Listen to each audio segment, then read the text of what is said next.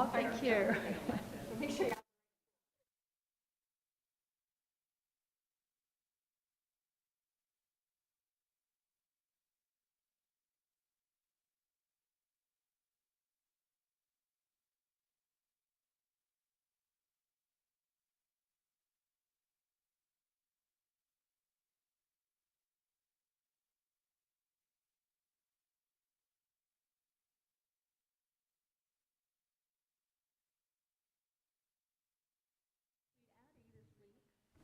Hi everyone, welcome. Two other kids. Thank you for being here today with the curriculum committee meeting. For those of you tuning in online, I'm Lo DeWalt, the director of curriculum and instruction. I just wanted to get started by saying we had quite a few teachers who are on this committee who were not able to make it today because of end of year and end of year testing and all of the things. I know we have quite a few principals here, so for the teachers who weren't able to make it, we absolutely understand that this is a tough time of year, but wanted to give a special shout out to our two teachers who did make it, from Ashley and Freeman. So thank you for being here. I know it's hard as you wrap up instruction. Dr. Freeman is also going to be joining us. She is running a few minutes late. But she's on her way. So today we'll do a welcome. I'll go through the review right now. We've got kind of four main discussion points to talk through. The new science standards. I invited Lindsay Evans here to talk about technology framework draft. And then we'll talk about the honors audit process and honor. I think that's kind of it. Ms. Bradford, is there anything that you wanted to add to the welcome? No, just welcome. So I'm going to start by talking about the science standards, and I have Ms. Victoria Minshew here as well to help answer questions for things that we've got going on. For those of you who don't know, we've got new science standards that go into effect during the 24-25 school year, so starting for our year-round schools in July. And basically, this is not we didn't choose to do this. This is a statewide process. The state goes through and updates their standards in a cyclical manner. So the state education agency has started to provide professional development, has started to put resources online for our teachers to be able to access, and then our side of the rollout is local professional. Really, the last bullet point is the most important one, that local professional development for teachers, and then updating our curriculum documents to reflect the new science standards. So it's a pretty typical rollout of new standards, and so obviously the new standards will affect our curriculum. We'll want to make sure our texts, the activities that teachers are doing are aligned to the new standards. We'll update classroom assessments to make sure that the assessments reflect the blueprint that DPI will eventually put out. So it kind of will trickle down to instruction. Principals, do you want to add anything to that about other standards that have changed in the past, just kind of the overall process? Yeah, pretty simple. Are you guys still using science kits? Yes. Huh? Yeah, Okay. that's fine. Yes, we currently have science kits. Okay, and so they're going to be, do you have to change all those, or Yep. you're going to get to that? Oh, no. Yeah, we're going to get there in a second here. Okay, not a problem. So the first question that people are going to have is, well, what changed?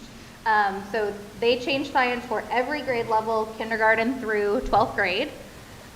We've looked at over high, low, we've sent teachers to training. We had a teacher who was selected to be part of the test making process from DPI, which is a great honor. Shout out to Mr. Corbin.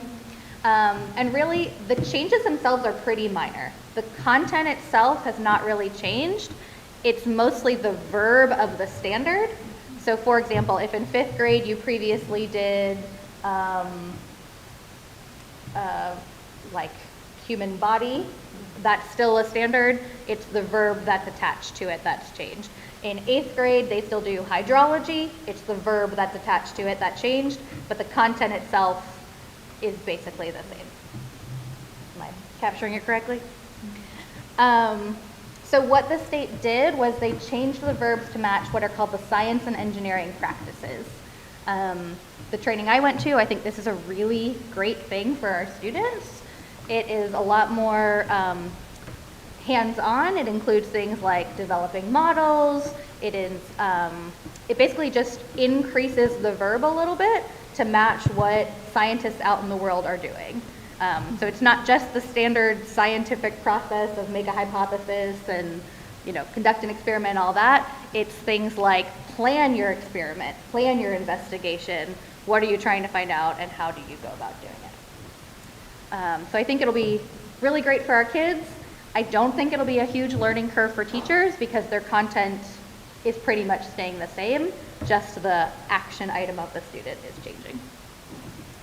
So here's a chemistry example for our chemistry teachers out there. On the right-hand side is the current standard, and on the left-hand side is the new standard. So I'll give you kind of a minute to look at that. This document from DPI is called the crosswalk document, and so that will be shared with teachers as part of the PD.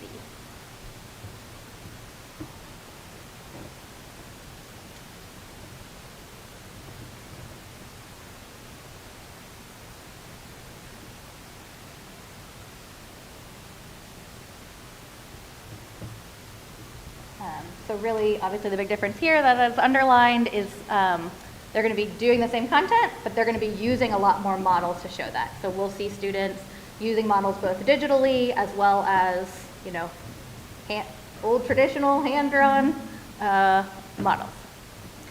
Here's an 8th grade example. In 8th grade, overall on the 8th grade standards, they added 3 new standards and they took away 4 standards. So teachers shouldn't feel a big impact of the amount that they have to teach. And again, you can see the old standard compared to the new standard.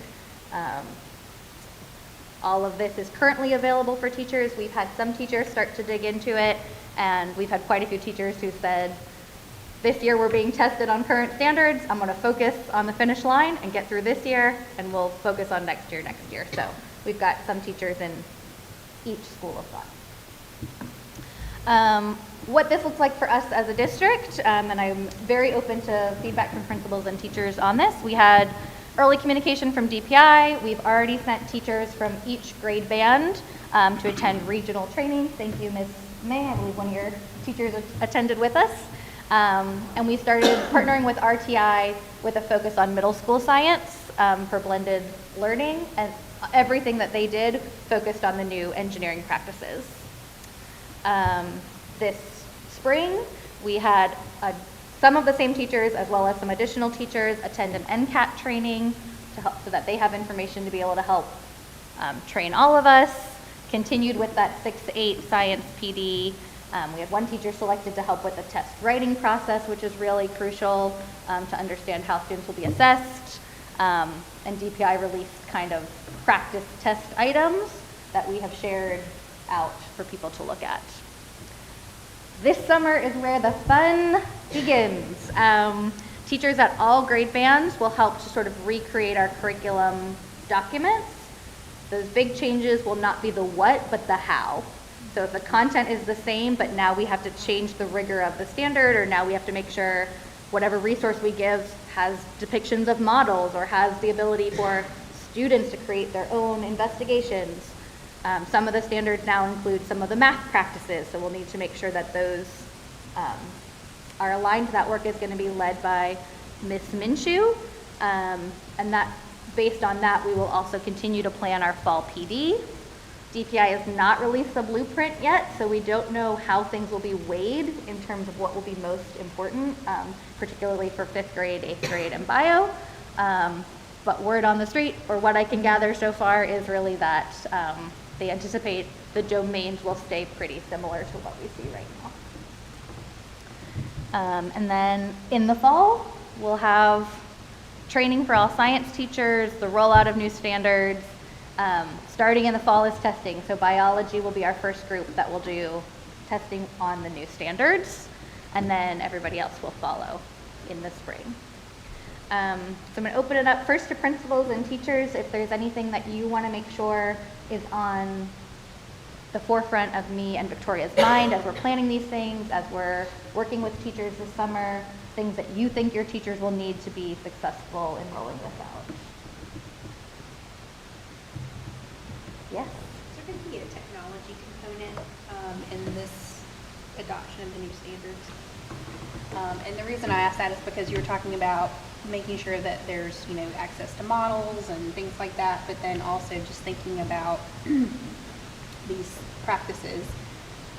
Just wondering if there's going to be any kind of, platform or something that we're going to also be using in tandem with kits and things like that. Yeah, so right now we have not made any official request for proposals process or for a new curriculum, mostly because we don't have the blueprint yet. So you don't want to purchase something and or push something out until you know what the end goal is going to look like. I do think, I think as we are a one-to-one district and as you look at what the engineering practices are, there's a strong technology tie-in, but we don't have a okay, we're all going to use this program, for example. But that's definitely something that's going to be considered. Yes, so I think once we have more information from DPI about what the blueprint looks like, we'll be able to make an informed decision about what any potential adoption or resources look like. We also have to balance that with this summer from the timeline. Right. We still need to update the materials we have. Right. Yeah. So it's a little bit of a fine line. It's a great question, though. Yeah, I think ours probably from the middle school level goes along with that question because there's discussion of the rigor and, the writing component, the real analysis, the increasing of hypothesizing and how to verbalize that and to play the role of scientist in the classroom and with a high multilingual learner population. Those were areas where we started to kind of look and brainstorm to go towards that because we wanted to do that in general. Those are great best practices, but, in looking at IXL and just different programs that could help supplement where it helped to kind of stretch and offer group work opportunities when you're looking at the supplemental materials to challenge students to be able to feed off of each other and ask each other the right questions that were really going to hard hit them to understand how to make connections to the new standards. Yeah, I will say yes to all of that. And in my analysis of the standards in the meetings that I've been in, I do feel like it is pretty, if I was a science teacher, they do seem to align within a domain or within a structure, right? So these are all used models around this topic. So it doesn't feel to me like it's use a model and analyze data and do this and do that all within one content. They're sort of paired within. So I think that will help our multilingual learners. I think that will help students with special needs. I think that will help with our advanced learners to be able to focus to how do you push using models to a higher level. Well, and I think that's it too, even for advanced learners, to actually stretch, to be able to talk about it and articulate what it is that you're talking about is the kind of practice that is definitely so necessary and needed. And without the teacher in every little small group or discussion, those prompts and those really well thought out research-based and evidence-based kind of prompts that come from some of that supplemental material would help. And then the writing component is one thing that has come up a great deal to use in practice. I think we can definitely make sure that's in our material. I see Ms. Minshew taking notes. Thank you. Other principals or teachers want to share experiences from other rollouts or things you want us to consider?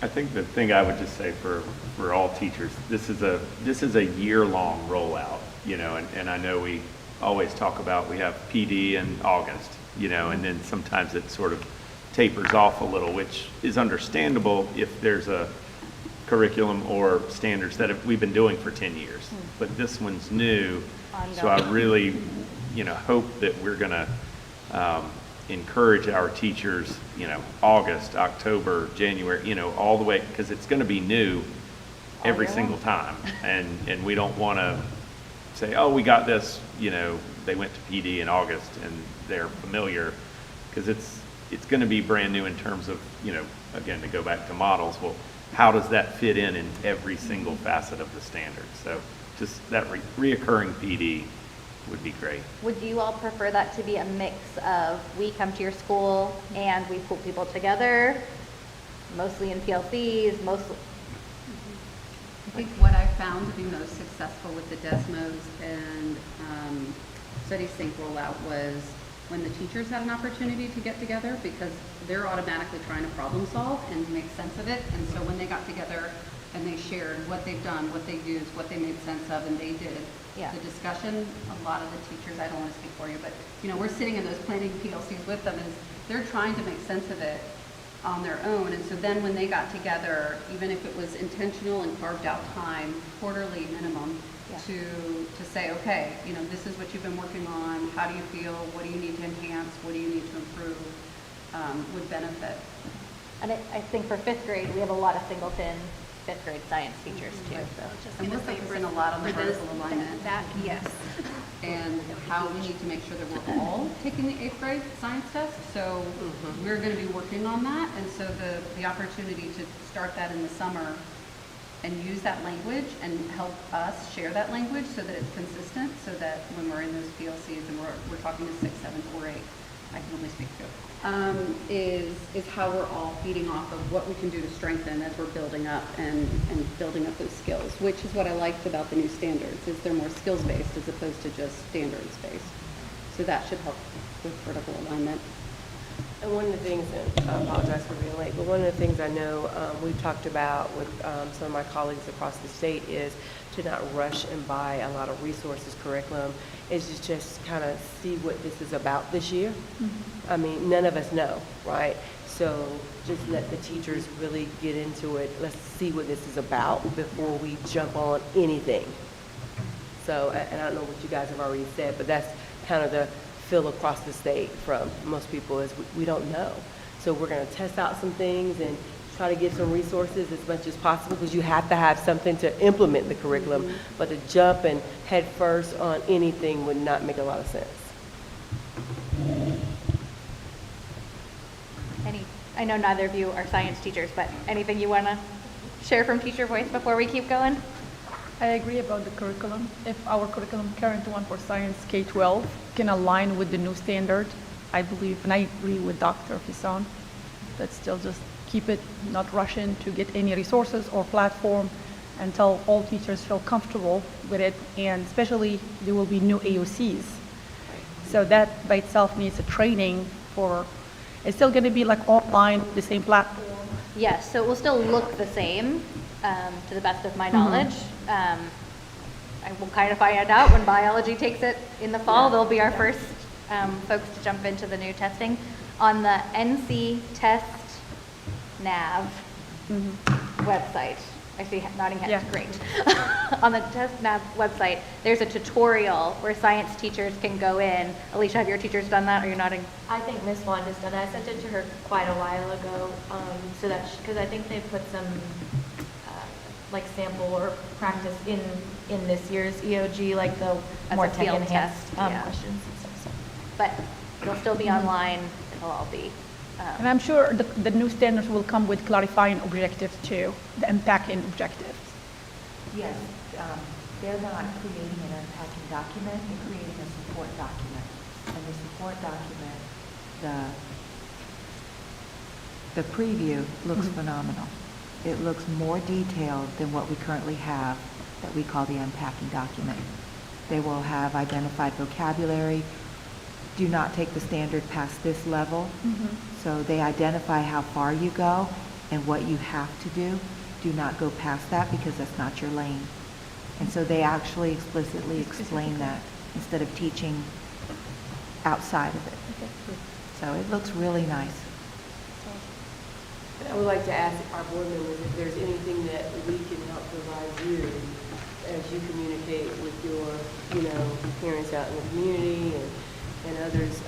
If there's something that we can provide you about this to help with that, let us know. Because we, of course, have our pacing documents and our transparency, but the more transparent we can be and to help us communicate, if there's something you can think of, and I'm not saying you can think of, you have anything now, but as you think of it, just let us know.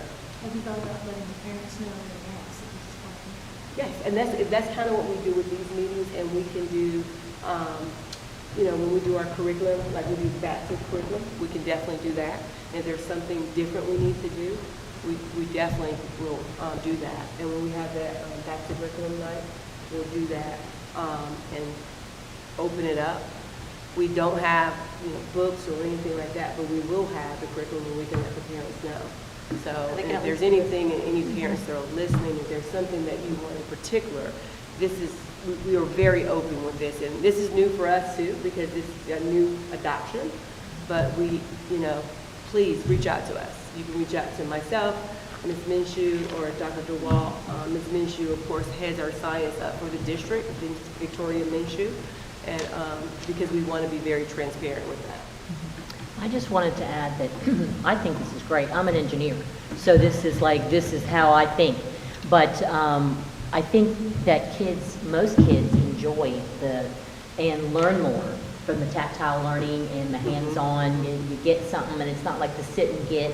You have to memorize molecules and doing your mole balance and all that kind of stuff. But I like this. I think this will be great, and it speaks to me from when I talk to people out in industry. How are you going to prepare the students to come to me if we haven't worked on teams and worked on models and had to sort of do trial and error to fail, do it well, or to fail and pick back up and go again. So I think this is awesome. That and it should be easy for parents to understand, I would think, because they see their kids liking to use their hands. Now, mom and dad might have to, do a few more dioramas, or help with that kind of stuff. But every school visit I've been, kids have their stuff that they like to show, So, and then even kids that may not click in with the sit and get method, they might click in when they make it, So I think this is awesome. I think to build on that, it seems very purposeful that DPI has tried to align this also with Portrait of a Graduate. That's what I was And so there's a lot of opportunity in here for students to work together, for collaboration, for investigation, the soft skills Yeah. that we want students to have to be successful in the world. Ms. Minshew, can you just share how we're aligning this with, well, not aligning this, but how Z-Space and how we're using that and how this fits right in with that? Yes, I had the pleasure to attend a show and tell is what I'll call it, not a PD yet. The PD will be in August. Z-Space it's a program, software. It's on a laptop, but it is not virtual reality, so there's no headgear. The students are able, and we're looking at this, we're purchasing this right now for biology, but it's through CTE. The students, for example, let's say human body, and it goes all the way down to elementary school. I was so hyped. It would be awesome if we could get it in every child's hands. They will sit here, and you hold a pen, and I want to look at the heart in more detail, let's say. So I push the button on the pen, and the heart literally comes out of the computer. You can't see it. What you see is me doing this, okay? Even when we're sitting next to each other. And I'm looking at it, and I can click on it and open the different chambers of the heart. I can actually watch a heart attack. And then I can put it back in. I can set things up to watch what happens as a result. I dug deeper. We went down to ecosystems and pulled things out, added stuff in from put a different animal in this ecosystem. Will the animal make it? It was, you could hear a pin drop. It was phenomenal. So I'm looking forward to learning more on how we can utilize this in the schools beyond just CTE and biology. I have currently a teacher in all of the high schools, all of the 4 traditional high schools that will be attending the PD, and so they'll become the experts at their school and how we can operate that. I think that, that Very one piece exciting. will hit Yes. multiple of the science and engineering Yes. practices, so they don't necessarily all need to live in isolation. It's Correct? one activity can hit many. And I wanted to chime in on that Z-Space. I got a chance to do the show and tell when it was at Ashley, and we were still there, and they're like, "We gotta go. We have to dismiss." But the one that you were describing reminded me of like operations, the operations game, except on steroids. You stick your thing in, you're not getting buzzed, but you're like looking at it. So the kids there were just enthralled, So I'm so glad that we were able to purchase that this year, because that's going to be a great learning tool. I'm going to keep us going on, we're kind of wrapped up here with science. So I invited Lindsay Evans to join us to talk a little bit about the draft of the technology framework. We're trying really hard to make sure that curriculum and technology are working hand in hand together. But do you want to talk a little bit about the process for creating this framework, who was involved? Sure. We put this together based on feedback from a variety of stakeholders. So we had school level staff, teachers, students. We had teacher assistants. We also involved district level staff, and then we also brought in and surveyed parents. We're currently soon going through all of that feedback as well, since this is just the draft, to just make any corrections and things. But this plan, basically, we did our best to mirror this current strategic plan that we have in place, so that we can involve curriculum as much as possible when it comes to digital learning, because using these devices effectively in the classroom is a huge goal of ours. And then it has 5 different domains as you go through here.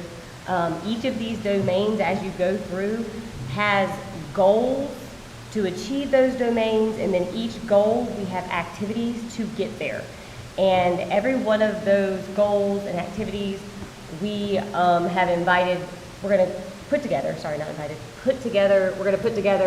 cross-functional teams that we're going to pull in those teachers and everybody. So each of the different activities will have different teams involving all stakeholders as well. So. I'm going to pull up the curriculum one, the curriculum committee, There we which go. obviously, There we go. so for goals for curriculum. Yeah, you want me to go? No, go ahead. Oh, okay. So like, for instance, this goal, if you read the first part of the goal, develop a robust framework outlining, and utilizing digital resources to support teaching and learning. But if you go further, it goes into, this is the activity to do that. So we already have started this, but put together a quality resource review process in order to review resources, digital resources, for data and security purposes, as well as do they align with the curriculum. We have that particular team together. We're just going to make sure that continues and everybody is understanding of that process. And then you'll see throughout it, there's a timeline for each activity and so forth. So, questions?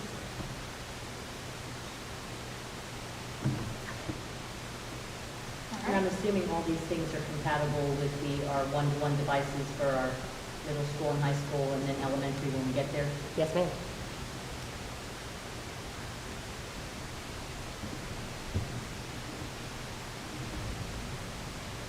All right, well then we will keep on keeping on here to the honors audit process, the next thing on our agenda.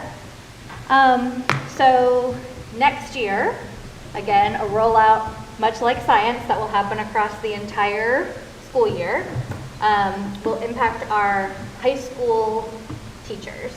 So DPI is having a statewide honors audit process. What they are auditing is, do our honors level courses provide honors level instruction? How do our teachers accelerate, differentiate, enrich, and extend? So those 4 that are listed there are sort of the main components that DPI would like to see evidence of. And we had done this previously, I believe about 7 or 8 years ago. Anybody at a high school at that? Is that about right? 7, 8? Before you jump into that, can I and how many people are in high school? 2 people, 2. And I know some of you have been in high school. And I just want to, and those of you who are not in high school, you know enough, you've had your kids there.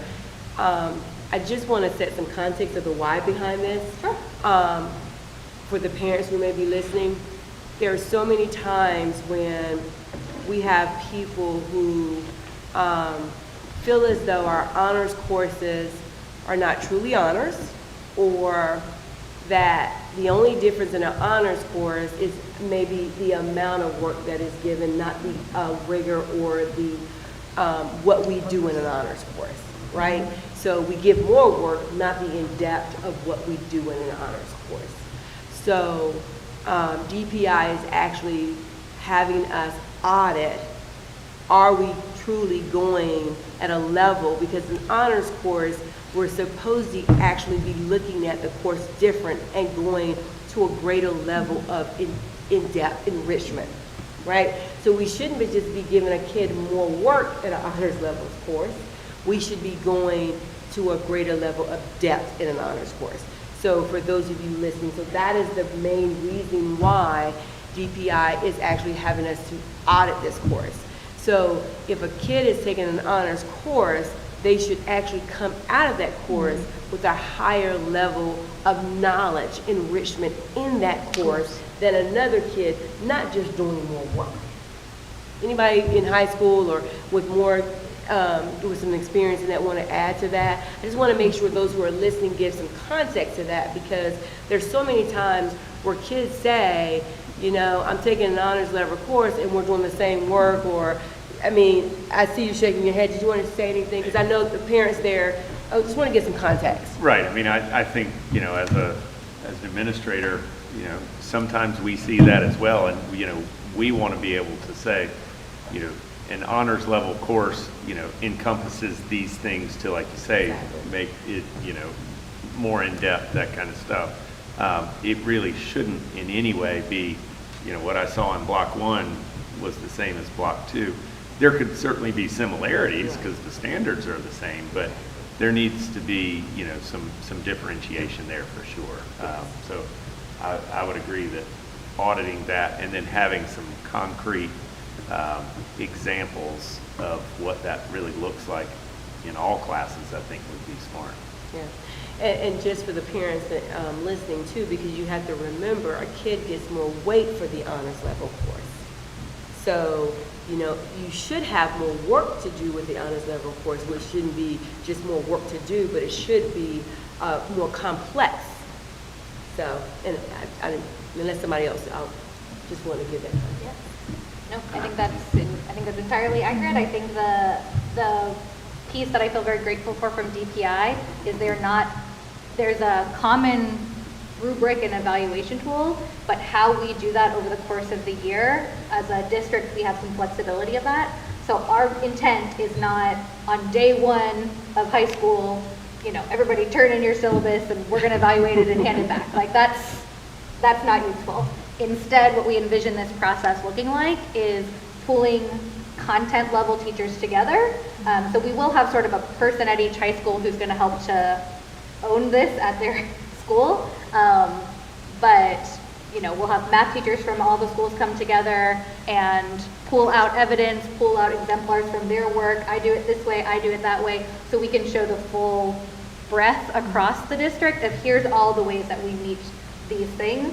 It is not necessarily a, you know, it is not a you're evaluated, you're evaluated, you're evaluated. We'll kind of collectively pull in our evidence together. Teachers will have to upload evidence of that, work assignments, things like that, so that if DPI asks us, you know, how did you reach that rating, we can give evidence of how we came to that. Teachers will be part of that. Principals will be part of that process, of course.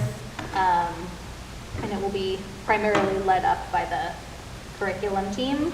But we'll kind of pull everything together.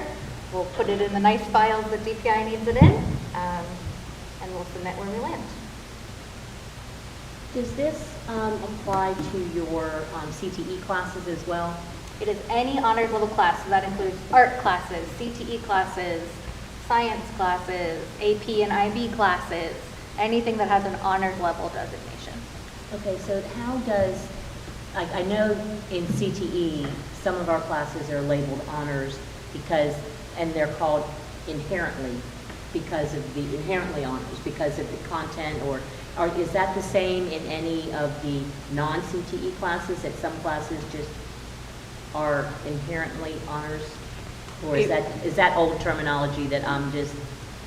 If they are honors, they will have to follow, they would have to fall in this category. I mean, they would have to have the guidelines. So,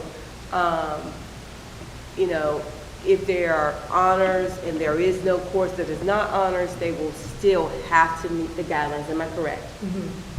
So, because there are some So if courses. it's inherently honors, Honors, that's yeah. the curriculum. Right, So okay. this doesn't apply. Okay, that's what I was just trying to. Right, but if there is, English 1, Yeah. There's honors English 1. And Okay. on That level needs to, English one, right. yeah. Because the write-up, what you're talking about, is for English 1. Okay, And then honors English 1 it's kind of assumed that it'll be more rigorous, but what this process will do is, Will the evidence Prove, say, here's right. how it is? okay. Here's what we do differently for honors. But even if it is honors, if it's honors, it's still going to have to meet the honors criteria, correct? right, Yes. but the inherently honors classes, They still have to, they still have to. they don't have to go through Yeah. this process because the curriculum is Yeah. written specifically towards honors. So they do not have to extend their standard because Right. their standard is already extended. So our evidence for them will just be their standard. Right, but they would meet this criteria already. Correct. Yeah. Right, They're still okay, submitting exactly, them, yeah, but they don't have to exactly. do anything. Exactly, different. exactly. That's what I want her to, yeah. Well, no, and So, actually, yeah. that was what Yeah. the clarification Right. that I was looking for. Yeah, so that exactly. I don't want we don't anybody to get think into that they're not gonna have to, they already meet the criteria. I want people to Correct. understand that, okay. So for example, extension of the North Carolina Standard Course of Study. Their standard course of study is extended, so our evidence will be submitting DPI's own standards Right. back to them. Right, exactly. Gotcha. Okay. Okay, I'm going to pass it over to Dr. Faison. Okay. To talk about feedback that we've received from some of our teachers about honor roll. Okay, so we actually had, back in February, from the Teacher Advisory Committee, they asked us if we would actually revisit Policy 3440. Of course, we cannot make policy, but we can make recommendation to the Policy Committee. So I sent to you a couple of weeks ago this concern, and I asked you to look at Policy 3440, and I asked you to look at, in particular, the honor roll policy that was around number 1, honor roll, and letter B. So, if you look at our honor roll policy, you will see grades Sorry. 3. Do you want me to make it bigger? Yeah, I got it. I think I got it. You will see grades 3 through 5, A and B honor roll. You can get A honor roll, you have all A's. A and B honor roll if you have all A's and B's. Does everybody see that? Hopefully you went and you talked to your principal and your team, okay? But when we get to grades 6 through 12, we can have honor roll and you can have C's. So they asked us to revisit that. And the first question that I have, does anyone know why we separated that and have any reason why we did that? What is the feedback you have? I can tell you when I asked the question, a lot of people did not even realize that this was the way the policy was. Yeah, I think it's semantics, because honestly, we roll like we do. A lot of people were not following, yeah. So it's A honor roll and AB honor roll. Yeah, I don't think, honestly, when I asked a lot of people, I think a lot of people were going by A overall for everything. I don't think a lot of people realized that B was even there. I think a lot of people were doing. We do an AB honor roll. Yeah, I don't think anybody was giving, somebody was doing it because But these B people. average, high schools do B it. average, even if you have C's as your grade. Nope. No, you're not. We weren't. So we weren't just responding to that language that was in there as a cumulative B. It was if you have all A's and B's. Yes, and that's what I think most people have been doing, but evidently there are a few people who have been going by the policy the way it's written. So I guess my question is, after you talk to your teams, do we think that we should have A honor roll or AB honor roll if you can have Cs. What did you come up with? Where did you land?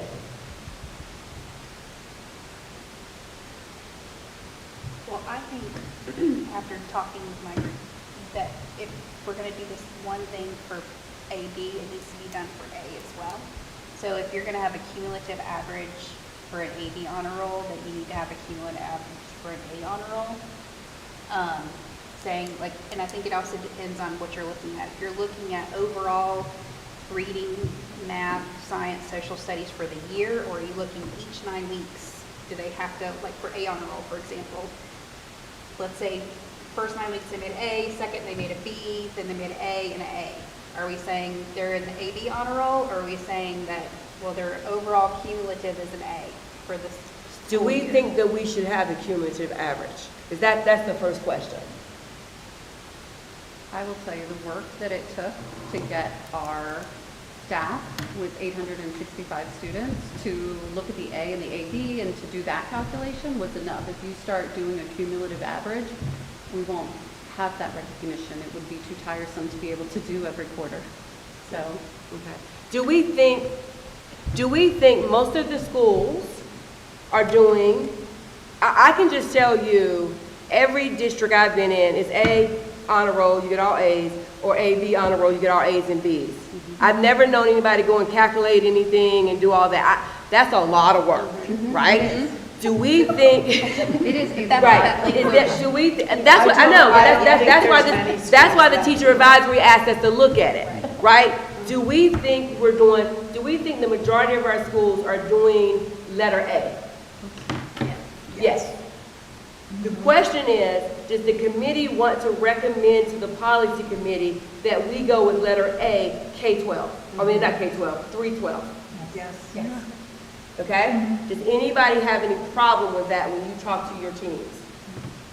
So say it again though, A says lower than a C, doesn't it? Yes, it says low. So I think we would still need. We would just do no cumulative, it would Because be. they just wouldn't get that recognition if they have a grade that's lower. But does the C? Okay, so it should let's be go, lower than a B. we would take out, So lower than a B is what it is. so let's go back. Okay. Right. Yeah. So You got it? we're saying if I a got it student, right here. if Okay, a so we student would has go. a C, they can't be on the AB So honor. we would be saying students qualify for the A honor roll if they earn all A's, period. They qualify for the AB honor roll if they earn a cumulative B average, or we say, No, I wouldn't say that. take out cumulative. They earn all If they A's earn and B's B's. and B's. They earn all A's and B's. They earn all A's and B's. And then That's strike how the the next language line. is there, but then when you have AB honor roll with C's, that's.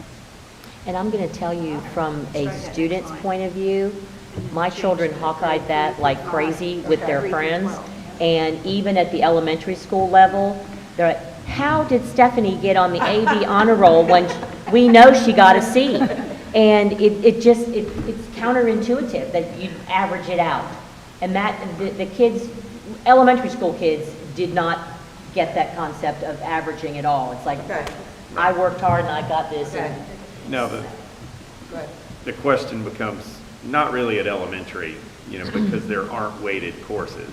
But once you get, and maybe we're going to discuss it in a second, but once you get to high school and you have a weighted course and you get a C, or earn a C, that's weighted like it was a B. But I don't think you Again, mess with weight. You're not don't messing think with weight, it, I agree. I'm just saying, Yeah. we need to make sure that we're making that distinction. I don't think you're saying anything about weight. You're saying an Well- A is a B. Right now it does, in B it does. We're taking B out unless we want to keep B. Are we saying we? No. No, I think you take B out. We're taking and I B think- out. I think the distinguishing factor for me Or you just duplicate, or is just that, rewrite it to be. like, GPA wise, I understand that it's weighted. But the percentage you need to get an A, a B, or a C in that class is the same whether it's an honors class or it's not like to get an A in honors, you have to have a 95 and it's. Well, and the student's kind of getting rewarded by taking that course by your GPA, Right. so I would hope a student wouldn't want to take, oh, I'm not going to take this honors course because I want to get all A's and B's. I want to take the honors course for the GPA. So I would say, hey, this is still really helping your GPA continue to take that, Okay. which I don't think in the high school it's quite as big a deal as elementary. I'm only adding this thought for perspective. If this were to stay into place, it'd be a simple matter, if what the policy is right there, it'd be a simple matter of changing AB to merit roll, which we're familiar that exists in other places as well. So now we'd have an A or honor roll and a merit roll, which would then go back to the accumulative. So that would be the alternative. If the title is what's throwing people off or confusing people, the A roll and A honor roll and the AB roll, we still want to honor the accumulative, we just call it merit. Well, that's a suggestion, idea to consider. Thoughts on that? Well, if you're going to college, they don't distinguish. You get A's or you get ABs, and they don't let you go lower. I just think anytime we lower, it's not good for the community.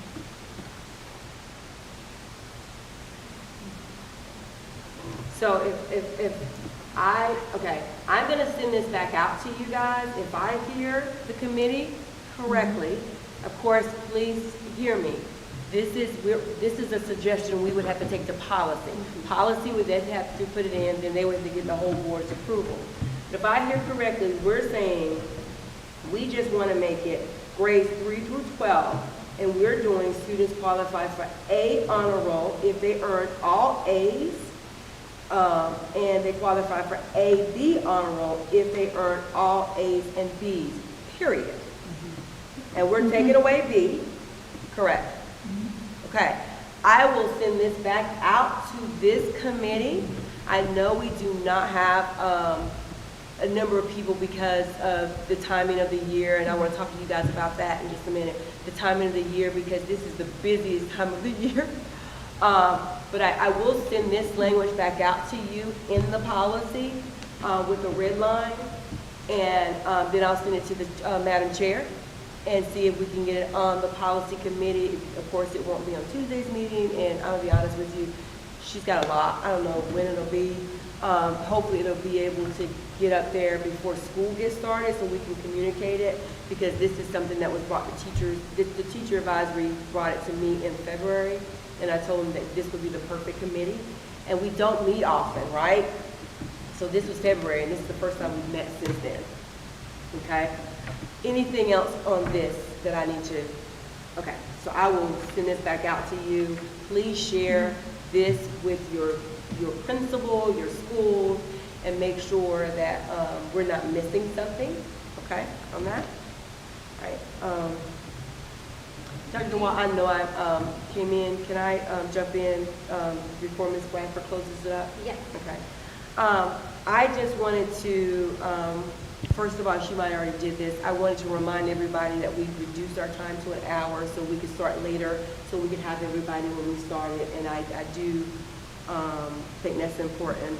And this is a busy time, so we are missing quite a few people. But I do want to ask you, we meet 4 times a year, and it does not seem that May is probably the best time to meet. So we need to look at when we meet, and I wanted to see if we could do that now, the months that we meet, not the dates, okay? I know the next time we meet will be September. If we can look at the months when we meet, and I know we try to do it quarterly, but that might not be always the best thing, because like May is not the best time, right? Just wanted to hear if you guys were okay with that. If we could look at the times, and if, I think 4 times is good, we might need, I think 4 times is good. If we get the right 4 times. You know, I think like it would have been good if this is not the best time to meet right here. I think September is probably a great time to meet if we can meet maybe the latter part of September, because there will probably be some things we need to address. If September is our next meeting, after September, when is the next busy time? When is the next time we should meet? The next month, not the date. Ms. Bradford, Ms. Craybill, thinking about the board and things you might want to bring in front of this committee, do you have a particular time? I would just think that you, especially with like, maybe even this year, because you have the new curriculum, that you may want to meet like 2 months later, like before we break for the semester, even though Okay, so calendar's maybe, crazy, but- maybe right in the beginning of November? And I think November would be definitely preferred over December. Yeah, Yes, yeah, no yeah, December, yeah. no December. So the early part of November, is everybody okay with that? I can think the week You before gotta, Thanksgiving. Well, the week before Thanksgiving, First yeah. part, I mean, it's Voting, election, yeah. it's election, and, all of our meetings, the way it breaks, because November 1st is a Friday, so all of our meetings are gonna break on the 5th and the 19th and so on. So what if we do a quick turnaround and do a last week in October, or it's either a last week in October or January, because December is no good. How come we can't do it like right before Thanksgiving? Or we could. I mean, like just I mean, that short week? Last week, October would work. Well, yeah, Generally, unless that's they're how over it's good. I think every week of the school year is a busy week. Yeah.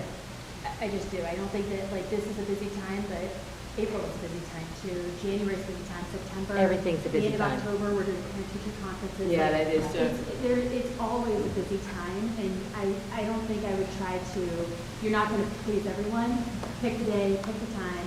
roll. Okay, so Ms. Smith, you had your hand up, and you've been doing this a long time. I just want to say that in the past, before I was along or part of this committee, we used to have meetings 4 times a year.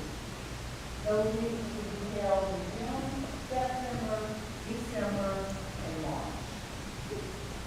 We're not gonna do June this time. We said, That's when they were originally scheduled to meet. That was 4 times a year. we're gonna stay with 4 times a year. We're not gonna do June. We're gonna do September. I mean, You have the date in September? No. We don't have the date in September. And October. could we do it in like the week after Thanksgiving? I know it's difficult, but part of it is you're getting toward, I'm speaking for high school here a little, you're getting toward the end of that, you know, let's say for the new science standards, you're getting to the end of the course in December. You might have some questions that you want clarified, so you can roll them out again in January. I mean, I We could do- kind I of mean- echo what you're saying. You're never going to have a good week. I think then you'd be looking at probably the first week of December. It is fine for us. The schoolhouse people, what do you I think? think you just schedule it. Yeah, I would. Okay, just get, Yeah. okay, first week in December. Ms. Smith, first week in December. Just remember that. Okay, first week in December. And then I think the next one, what month? February, I okay? think, yeah, because that's, the semester The will beginning of the have just semester. ended. One day we'll have a calendar that's different, but not this year. And then the last one for that calendar year? April? April? End of, yeah, I would say end of April. And it's always good. Okay. If you consider the first week of December, we have school name ceremony and new board members. But then For And September, maybe we could actually do that. What do you think? Yeah, see, that's- September, early December, February, end of April. I mean, we could do that. Yeah, because spring break is really late this year, or the year coming up. It's Is like- Monday the best day of the week? End of April. Usually. I think- Monday, we need to stay with Monday. Let's look at what the Title II committee is doing, because I think what they're, so like every day was going to have a designation, like Wednesday for after school. Okay. Okay, well, we'll stay with Monday. Mondays works for me, because it's always something that, I mean, if we mess with, I think it's good because everybody has a day, if we mess with the day of the week. Okay? All right, I'm gonna turn it over to you, Ms. Bradford, to close out. I think that's the last thing I have. I do wanna say, testing season is upon us. I know you guys are, in the throes of that. Thank you for all you do for everything. And I know you'll get some rest over the summer. Please, please do get some rest over the summer, because if you don't, it'll be back before you know it. I work an entire, like I'm finishing my June work now. So for me, I'm always way out ahead and, summer's half over in my world. I do want to encourage all of you to complete the climate survey that you should have gotten in your inboxes last week. Go ahead and complete those. It's anonymous, and we really want to hear from you with those surveys. Our board is very anxious to have this completed and be able to examine it. So please encourage your people to do that. And thank you for coming, and we're out 5 minutes early. Thank you. Thank y'all. Thank you.